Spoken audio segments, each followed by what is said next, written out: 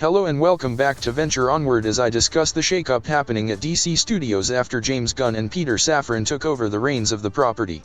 So, I don't know where to begin, but with the new bosses come changes, like, for instance, the new branch of DC Film now going by name of DC Studios. Can I get some Marvel along with that bologna sandwich? As I mentioned, the new heads at DC Studios are James Gunn, the guy responsible for bringing the astonishment that is the Guardians of the Galaxy film franchise, and Peter Safran. Yeah, I never heard of this guy until it was announced, but I guess he had a part in making the Shazam movies, so yeah, that's a W in my opinion. Also, if you didn't know, well, the authorities of DC Studios put up a video on YouTube a while back and mentioned how there is going to be a fresh new take with the new direction at DC Comics. One of those changes. That's right, instead of DC Studios using the word phases, they will be using term chapters for the forthcoming stories. It's not only movies, for the new venture. I suppose that's okay, but come on, what is this, a Marvel property? So yeah, that is what I hear is happening. However, as I say this, let me ask you something. Did you like Cavill's portrayal of Clark Kent? Someone had brought that up to me, as he wasn't his awkward and nerdy self who was always trying to get a date with Lois Lane as the man, not Superman. Maybe it isn't realistic when you are an adult in this day of age, but I don't know. Now, do not get me wrong. If the powers that be decides to have Cavill and Affleck back, I will be excited to have them back. Wishful thinking, I know, but at this point, they should move on, as I hate to see them being pulled back if nothing is going to happen. I'm a bit bothered, not Gunn or Safran, how Warner Brothers is jerking the duo around and getting fans' hopes up, which I know was mainly due to the guy that starred in Black Adam. The best thing about that film was the Justice Society of America and the fight they had with Black Adam, but still, if they weren't going to bring him back, then don't have him appear in the movie. Well, let's see what this new Superman, yeah, that's happening in the updated reboot, and no, they haven't announced who will portray the new Man of Steel yet, has for us. Also disclosed is another The Batman 2 film, the one with the Twilight male hero, and I guess it is an Elseworlds story, and outside this new rebooted universe. Another series slated to come will be Waller, who will be portrayed by, yup, you guessed it, Viola Davis, who starred in James Gunn's The Suicide Squad film and, most recently, Peacemaker, who was on HBO Max. What's going on there? Not only that, but Gunn also announced the Authority project. I would rather see a Wildcat story, but who knows, maybe they will have a cameo.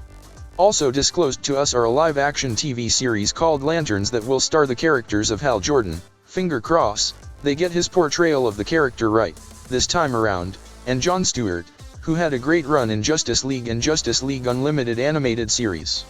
We will also be getting Paradise Lost set in the Wonder Woman mythos, which takes place before she was born. What's a DC story without completing the Trinity without Batman, who is a different Batman but is based on the same Earth as Superman, Lanterns, Paradise Lost, and Creature Commandos? But here is the catch. The new film is called Brave and the Bold. I would find it weird if they did not put the Batman name in the film's title. Also heading to film and TV will be a new Supergirl film and Booster Gold TV show. Well, what do you say? Enough to whet your appetite? It certainly has my attention, and I will undoubtedly see it because I still like my superheroes fighting crime or whatever they plan to give us. I am most annoyed with the many changes the DCEU, I still think it's a better name than the DCU, has gone.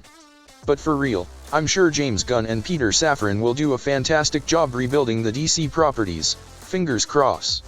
Nevertheless, no matter how much they give us, whether it works or not, it will never be the same from where it started with the Man of Steel film. Like it won't connect if that makes any sense. Also, I have to get used to not having Ben Affleck portray the Dark Knight, but he did a great job. Not saying he is the best Batman, only that he did the job well. As for Jason Momoa, I don't know whether he will continue to play Aquaman. I enjoyed the Zack Snyder Justice League and the Aquaman film where he portrayed the King of Atlantis, or if he will play Lobo. I guess that's the rumor going around. I prefer he stuck at it as the heir to the throne of Atlantis. As for Ray Fisher, who portrayed Cyborg, I still think the Doom Patrol interpretation of the character should have been in the HBO Max Titans show. It's not a truly Titans TV show without Tech Titan. But that's a whole different avenue. In the Justice film, well, I think he did a fine job. I would be happy if he ever returns to the DC property. However, I wonder if he will get a recast. Should the character come back to this new DCU era? Have any thoughts on that? Well, this was fun. Almost like writing an angry letter to a boss and then immediately deleting it, except I am posting it for the world to see. James Gunn, Peter Safran. Please don't take any ill will from this if, by chance, you are seeing this. It was me just venting about the whole DC shakeup situation. As for the viewers, do you think you will check out the new DCU? Or do you plan to go on strike on the subject and not watch the franchise? Or are you going to watch the DC properties and write mean things about it just because? Either way, thanks for watching. Until next time, venture onward.